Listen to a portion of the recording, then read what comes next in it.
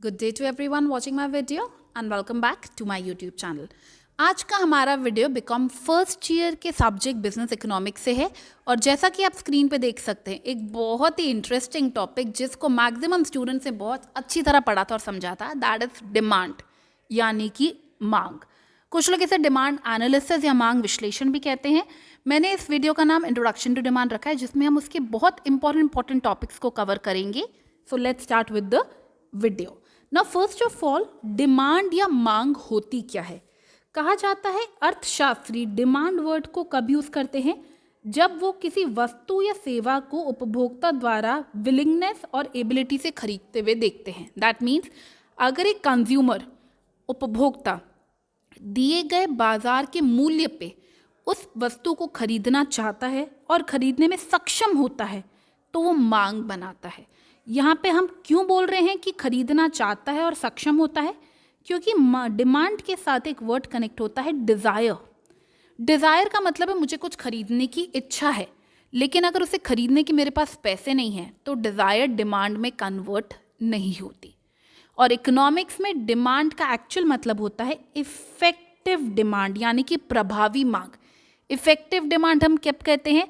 जब कंज्यूमर को या तो उस प्रोडक्ट की इच्छा होती है या ज़रूरत होती है और वो उसे खरीदने के लिए उतना सक्षम है, उसके पास बजट है, उसके पास उतनी आय है, जिसे हम डिस्पोजेबल इनकम कहते हैं। उस डिस्पोजेबल इनकम से वो उस प्रोडक्ट को खरीद पाता है तो उसे हम डिमांड कहते हैं। डिमांड की परिभाषाएं बहुत सारे अर्थशास्त्रियों ने दी हैं। मैंने यहाँ पे दो इम्पॉर्टेंट लिखी हैं जिसमें से पेंसन की इम्पॉर्टेंट डेफिनेशन है। यहाँ पे इन्होंने 3 फैक्टर्स दिए हैं जो डिमांड को बनाते हैं कि अगर डिमांड, आप कहते हो कि इस प्रोडक्ट की डिमांड है, इसका मतलब ये है कि एज अ कंज्यूमर आप उस प्रोडक्ट को पजेस करने की इच्छा रखते हो, यू वांट कि आपके पास वो प्रोडक्ट हो। सेकेंडली, उसको खरीदने का आपके पास साधन या मीन्स है, लाइक पैसा। एंड थर्डली, इच्छा है, पैसा है, लेकिन उस पैसे को उसी प्रोडक्ट में लगाने का अगर आप हिम्मत कर सकते हो तो आप डिमांड को बनाते हो। Desire, purchasing power and willingness, ये 3 फैक्टर्स मिलते हैं तो डिमांड बनती है। Desire, purchasing and willingness. Now Benham ने क्या कहा है? बेनहम ने ये कहा है कि the demand for anything at A given price is the amount, कि किसी भी डिमांड का मतलब है कि जो बाजार में या मूल्य आपको दे रखा है उस मूल्य पे उस वक्त में आप कितनी उसकी मात्रा खरीदते हो, आपकी मांग का निर्धारण करता है। Now the next thing which is actually the most important in this video is factors of demand। ऐसे क्या क्या कारक हैं जो आपकी मांग को प्रभावित करते हैं, क्या क्या तत्व हैं, क्या क्या घटक हैं। पढ़े हुए हैं, फटाफट इन्हें पढ़ेंगे ताकि ज़्यादा ना खींचा जाए। सबसे पहला फैक्टर है प्राइस ऑफ द कमोडिटी। जिस कमोडिटी, जिस वस्तु को आप खरीदना चाहते हो उसका मूल्य। सिंपल वर्ड्स में, जो प्रोडक्ट आपको खरीदना है अगर उसका मूल्य ज़्यादा है तो उसकी मांग थोड़ी कम होगी, और अगर उसका मूल्य कम है तो उसकी मांग बढ़ेगी। प्राइस में जो चेंज आएगा डिमांड में उसका उल्टा चेंज आएगा। लाइक अगर प्राइस बढ़ गया तो डिमांड कम हो जाएगी, और अगर प्राइस कम हो गया तो डिमांड बढ़ जाएगी। The second is taste, habit and fashion.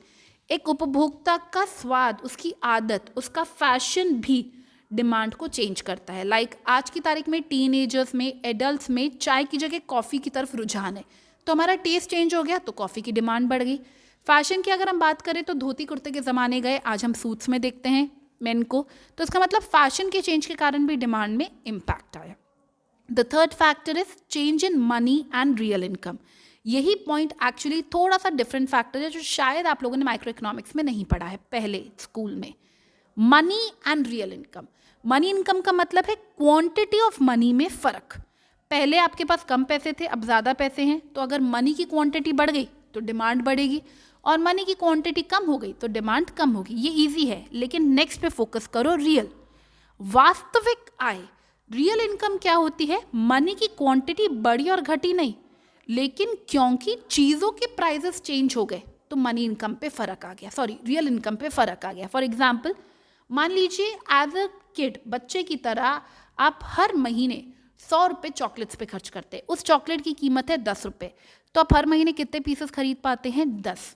अब अगर वो चॉकलेट 10 रुपये की जगह 8 रुपये की हो गई तो आपने बजट तो हमेशा की तरह 100 रुपये ही रखा है, बट उस 100 रुपये में जहाँ पहले खाली 10 आ रही थी, आज 8 के हिसाब से 12 आ जाएंगी, फिर भी पैसे बचेंगे। इसका मतलब आपकी रियल इनकम क्या हो गई? बढ़ गई, क्योंकि उसका प्राइस कम हो गया, आपकी रियल इनकम बढ़ गई। तो 10 की जगह आपने 12 खरीदी, मतलब आपने डिमांड बढ़ा दी। The next factor is change in population, जनसंख्या में बदलाव। अगर एक कंट्री का बर्थ रेट बहुत ज़्यादा बढ़ रहा है तो डेफिनेटली उस कंट्री में बच्चों की पॉपुलेशन ज़्यादा होगी, और बच्चों की पॉपुलेशन ज़्यादा होने का मतलब है बेबी प्रोडक्ट्स की डिमांड ज़्यादा होगी। Like if I put up biscuits, chocolates, milk, candies, toys. और अगर ये कंट्री ऐसी है जहाँ पे बर्थ रेट ज़्यादा नहीं है तो वहाँ पे सीनियर सिटीजन ज़्यादा होंगे, और उस केस में उनके डिमांडेड प्रोडक्ट्स की डिमांड ज़्यादा होगी। लाइक वॉचेस, देन हम लोग चश्मे कह सकते हैं, walking sticks, medicine the most important. The next is change in price of related goods. संबंधित वस्तुएं दो प्रकार की होती हैं, सब्स्टिट्यूट और कॉम्प्लीमेंट्री। सब्स्टिट्यूट गुड्स वो होते हैं जो हमारे गुड को रिप्लेस कर सकते हैं। जैसे स्कूल में सब्स्टिट्यूट टीचर्स होते थे, तो जो आपके प्रोडक्ट को रिप्लेस कर सके और आपके सेटिस्फैक्शन लेवल में ज़्यादा फर्क ना आए, उन्हें सब्स्टिट्यूट प्रोडक्ट्स कहते हैं। इसका बेस्ट एग्जाम्पल हर बुक में दिखता है, टी, कॉफ़ी। तो इस केस में अगर मेरा प्रोडक्ट है कॉफ़ी और अगर टी का प्राइस चेंज होता है तो कॉफ़ी की डिमांड में भी फ़र्क आएगा। कैसे आएगा हम लोग अभी इसी वीडियो में आगे पढ़ेंगे, इन क्रॉस इफेक्ट, वहाँ पे हम स्टडी करेंगे। देन कॉम्प्लीमेंट्री गुड्स, पूरक वस्तुएं, ये वो होती हैं which are jointly demanded together. एक के बिना दूसरा किसी उपयोग में नहीं आता। जैसे पेन एंड इंक, अगर मेरा प्रोडक्ट है इंक और अगर पेन की कीमत में चेंज आया तो उसकी कीमत इंक को भी इम्पैक्ट करेगी। The next is change in conditions of trade, व्यापार की दिशा में या दशा में परिवर्तन। कहते हैं ट्रेड में दो टाइम पीरियड बहुत इंपॉर्टेंट होते हैं, बूम जिसे हम कहते हैं समृद्धि का टाइम पीरियड, और डिप्रेशन जिसे हम मंदी का टाइम कहते हैं। तो अगर बूम पीरियड है, बूम पीरियड ऐसा होता है जहाँ पे value of goods, price of goods बढ़ते हैं, फिर भी डिमांड बढ़ती है, वो कम नहीं होती। इसी का उल्टा अगर हम बोले डिप्रेशन या मंदी टाइम पीरियड में नॉर्मली मैक्सिमम प्रोडक्ट्स के प्राइसेस कम होते हैं, फिर भी उसकी डिमांड कम रहती है। तो depending on the business cycle आप प्रोडक्ट की डिमांड में भी फ़र्क देख सकते हैं।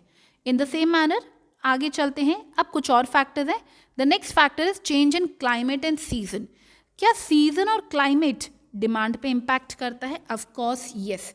अगर विंटर्स की बात करें तो वुलन क्लोथ्स चाहिए, गरम गरम चाय चाहिए, और अगर हम समर्स की बात करें कॉटन क्लोथ्स नॉर्मली हम प्रेफर करते हैं, सूती कपड़े, आइसक्रीम, कोल्ड ड्रिंक। मतलब सीजन के हिसाब से हमारी मांगों में परिवर्तन आता है। The next is expected future change in price. अगर किसी प्रोडक्ट का भविष्य में कीमत बढ़ने का आप अंदाज़ा लगा रहे हैं तो आज भले उसकी कीमत ज़्यादा है फिर भी आप खरीदेंगे। लाइक गोल्ड आज महंगा है बट फ्यूचर में और महंगा होगा, इसलिए आज उसकी डिमांड क्या हो रही है? बढ़ रही है। और अगर आपको लगता है फ्यूचर में वो चीज़ सस्ती हो जाएगी तो आप भले वो आज भी सस्ती हो उसको नहीं खरीदेंगे। The next is change in propensity to save. बचत करने की प्रवृत्ति में परिवर्तन। अगर आप बचत करते हैं, आपकी प्रवृत्ति है कि यू सेव मोर, इसका मतलब आप खर्चे कम करते हैं, और खर्चे कम करने का मतलब है डिमांड कम रहती है। इसी के अगेंस्ट अगर आप एक्सपेंडिचर ज़्यादा करते हैं, आपकी प्रोपेंसिटी टू सेव नहीं, प्रोपेंसिटी टू कंज्यूम है, आपकी प्रवृत्ति खर्च करने की है, तो डिमांड ज़्यादा होगी।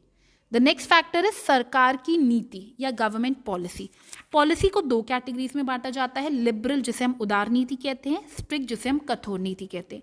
लिबरल पॉलिसी का मतलब liberal, easy going, tax rate कम है, सब्सिडीज ज़्यादा हैं, तो इस तरह से क्या होगा, लोगों के हाथ में ज़्यादा पैसा रहेगा और वो ज़्यादा खर्च करेंगे, डिमांड को बढ़ाएंगे।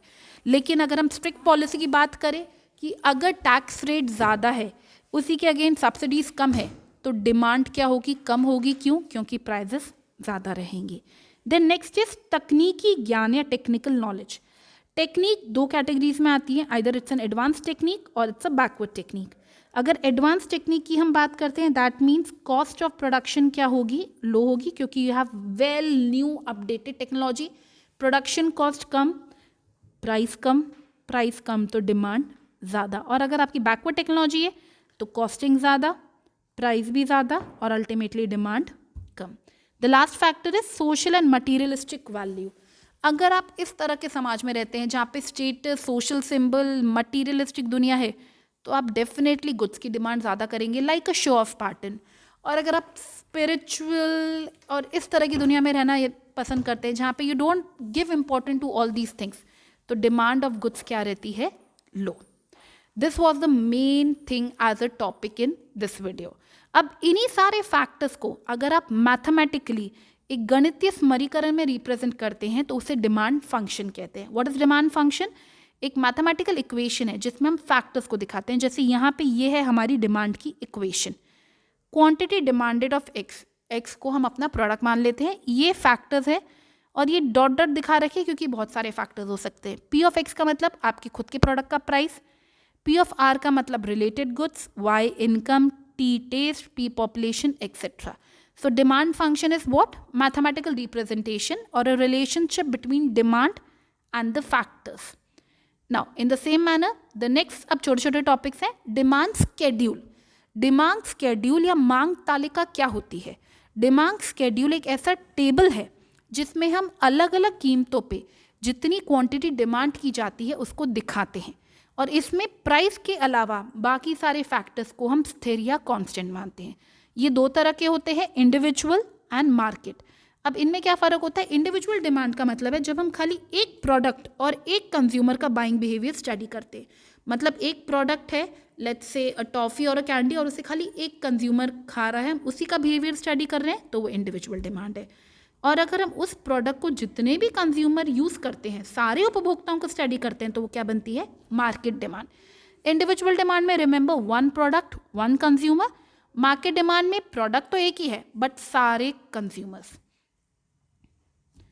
ये यहाँ पे हमने एग्जाम्पल में उसी तरह से एक टेबल दिखाया है। हम मान लेते हैं कि हमारे पास एक प्रोडक्ट है जिसके खाली दो कंज्यूमर्स है। द प्रोडक्ट इज एप्पल, इसके खाली दो कंज्यूमर है मार्केट में, ए और बी। तो अगर आप देखें प्राइस 5 4 3 2 1 कम हो रहा है और प्राइस के कम होने पे डिमांड बढ़ रही है, तो अगर खाली प्राइस के साथ आप ए को स्टडी करते हैं तो वो इंडिविजुअल है, प्राइस के साथ बी को स्टडी करते हैं तो भी इंडिविजुअल है। तो मार्केट डिमांड क्या होगी? जब ए और बी की मांग को प्लस कर दिया जाए। तो फर्स्ट कॉलम और लास्ट कॉलम मार्केट डिमांड को दिखा रहा है। इसे कहते हैं स्केड्यूल या टेबल, मांग सूची, मांग सारणी, मांग तालिका। और अगर आप इसी इंफॉर्मेशन को एक ग्राफ में दिखाते हैं उसे कहते हैं कर्व। तो ये है हमारा डिमांड का कर्व या मांग का वक्र, उसी टेबल से जुड़ा हुआ है। अगर आप इस टेबल में इस कर्व में ध्यान से देखें, ये कंज्यूमर ए का बाइंग बिहेवियर है। अब ये देखिए डिमांड कर्व। डिमांड कर्व हमेशा ऊपर से नीचे जाता है, लेफ्ट टू राइट, क्योंकि एक्स एक्सिस पे होती है क्वांटिटी और वाई एक्सिस पे होता है प्राइस। तो जैसे जैसे प्राइस कम होने लगा उसकी डिमांड बढ़ने लग गई, तो इसीलिए हमारा डिमांड का कर्व नीचे गया। ये है demand of consumer A.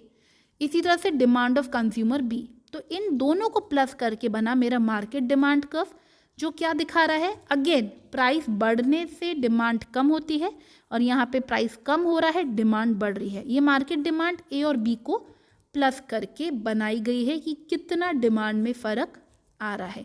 Always remember demand curve एक ग्राफ है जो कंज्यूमर का बाइंग बिहेवियर दिखाता है।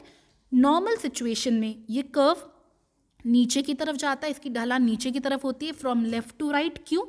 क्योंकि प्राइस और क्वांटिटी में एक उल्टा, एक विपरीत, एक इन्वर्स रिलेशन है कि प्राइस कम होगा तो डिमांड बढ़ेगी और अगर प्राइस बढ़ेगा तो डिमांड कम हो जाएगी। Now the last topic, kinds of demand. Demand के प्रकार। वैसे तो कुछ लोग इसके प्रकार इससे भी ज़्यादा लिखते हैं जितने मैंने अभी स्क्रीन में दिखा रखे, but these are the basic. मोटे मोटे तौर पे इन्हें हम सबसे ज़्यादा इंपॉर्टेंस देते हैं। सबसे पहला है प्राइस डिमांड, मूल्य मांग। सेकेंड है इनकम डिमांड, आय मांग। थर्ड है क्रॉस, तिरछी या आड़ी मांग। और इसके अलावा अदर्स में हम 3 को और पढ़ेंगे। तो प्राइस डिमांड क्या होती है? जब डिमांड किसी प्रोडक्ट की प्राइस के कारण चेंज होती है, बाकी सारे फैक्टर्स क्या रहते हैं? Same. Price demand is different quantities of a commodity which consumer purchases at given time at different prices. जो भी प्राइसेस है उस पर कितनी कितनी क्वांटिटी आप खरीदेंगे, दूसरे फैक्टर्स कांस्टेंट रहें, तो उसे हम कहते हैं प्राइस डिमांड। और नॉर्मली डिमांड को प्राइस के रेफरेंस में ही सबसे ज़्यादा हम स्टडी करते हैं। यहाँ पे वही चीज़ लिखी है जो मैंने अभी कर्व में बोली थी कि उनके बीच में क्या रिलेशन होता है? इन्वर्स, उल्टा, कि प्राइस बढ़ेगा तो डिमांड कम होगी, और अगर प्राइस कम होगा तो डिमांड बढ़ेगी. So this is the most common demand known as price demand. इसका वापस वही ग्राफ है. इस ग्राफ में आप फिर देखिए, इस बार हमने नंबर्स नहीं लिए, हमने P1, P2, Q1, Q2 लिया है. जब प्राइस था P1 तो क्वांटिटी थी Q1, ये था आपका इनिशियल. प्राइस कम हुआ, क्वांटिटी बढ़ी. प्राइस और कम हुआ, क्वांटिटी और बढ़ गई.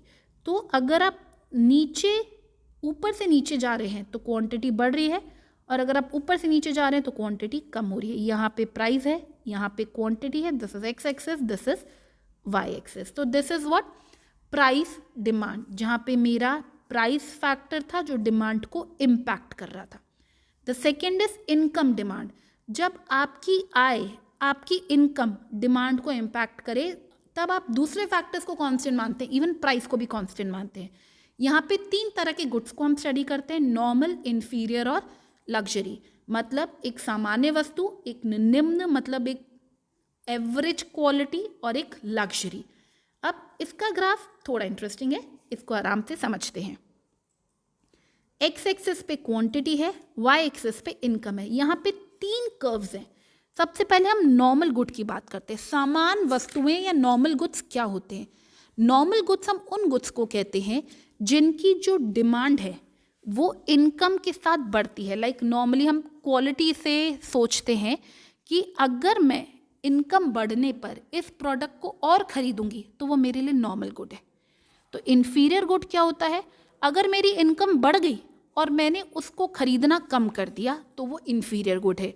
ऑलवेज रिमेंबर कि कभी भी नॉर्मल गुड्स को हम लो क्वालिटी, हाई क्वालिटी ऐसे वर्ड्स यूज़ नहीं करते. जो मेरे मुँह से अभी निकल गया था, you need to remember one thing कि नॉर्मल गुड्स वो गुड्स होते हैं कि जिनकी इनकम बढ़ने पर उनकी डिमांड बढ़ती है, और इन्फीरियर गुड्स वो होते हैं जिनकी इनकम बढ़ने पर कंज्यूमर की डिमांड कम होती है. Like put up an example, मैं एक ऐसी like if I am a person जो खाली स्कूटर चलाता है, बट अब अगर मेरी इनकम बढ़ गई तो मैं स्कूटर की जगह कुछ बेटर कार लूँगी, तो मेरे लिए स्कूटर क्या हो गया? इन्फीरियर. कि मेरी इनकम बढ़ गई तो स्कूटर मैंने नहीं लिया, मैंने कुछ और ले लिया. बट स्कूटर मेरे लिए इन्फीरियर है, लेकिन जिसके पास साइकिल है उसके लिए तो वो एक अच्छा प्रोडक्ट हुआ. तो नॉर्मल गुड्स वो गुड्स होते हैं जिनका इनकम बढ़ने से डिमांड बढ़ती है, और इन्फीरियर गुड्स वो होते हैं जिनकी इनकम बढ़ने से डिमांड कम होती है. एक सेंटेंस हम बोलते हैं, एक प्रोडक्ट, जैसे मेरे प्रोडक्ट था स्कूटर, वो किसी इंसान के लिए नॉर्मल हो सकता है, किसी इंसान के लिए इन्फीरियर हो सकता है. क्यों? क्योंकि आपकी इनकम पे डिपेंड करता है. अगर आप कम कमाते हो तो आपके लिए वो चीज़ बहुत बड़ी बात है, और अगर आप ज़्यादा कमाते हो तो वो चीज़ आपके लिए बहुत छोटी बात है. और थर्ड कैटेगरी आती है लग्जरी. लग्जरी प्रोडक्ट्स जो हाई फाई होते हैं, इन केस में आपकी इनकम बढ़ने पे आप इनकी डिमांड बढ़ाते हो, लेकिन नॉर्मल की डिमांड जहाँ पे खाली इतनी सी बढ़ी, लग्जरी की डिमांड इतनी ज़्यादा बढ़ जाती है. So what you need to remember, normal goods income बढ़ने से अपनी डिमांड बढ़ाते हैं और इनकम घटने से अपनी डिमांड कम करते हैं. इन्फीरियर गुड्स इनकम बढ़ने पे अपनी डिमांड कम करते हैं क्योंकि आपके पास बेटर ऑप्शन है, आप बेटर ऑप्शन पे शिफ्ट हो जाओगे. और लग्जरी गुड्स इनकम बढ़ने से इनकी डिमांड बढ़ती है, बट इनकी डिमांड नॉर्मल गुड्स से भी ज़्यादा प्रपोर्शन में बढ़ती है. Now the third is cross demand. मैंने वहाँ पे कहा था कि सब्स्टिट्यूट और कॉम्प्लीमेंट्री को हम आगे डिटेल में स्टडी करेंगे. क्रॉस डिमांड, तिरछी या आड़िया मांग. आपके गुड का प्राइस ना बदला, लेकिन आपके गुड से संबंधित जो गुड्स है उनके प्राइजेस ने आपके गुड की डिमांड को इम्पैक्ट किया. जैसे पहले हम एग्जांपल लेते हैं सब्स्टिट्यूट गुड्स. सब्स्टिट्यूट गुड्स क्या होते हैं? सब्स्टिट्यूट गुड्स वो होते हैं जो मेरे प्रोडक्ट को रिप्लेस कर सकते हैं, लाइक टी एंड कॉफ़ी.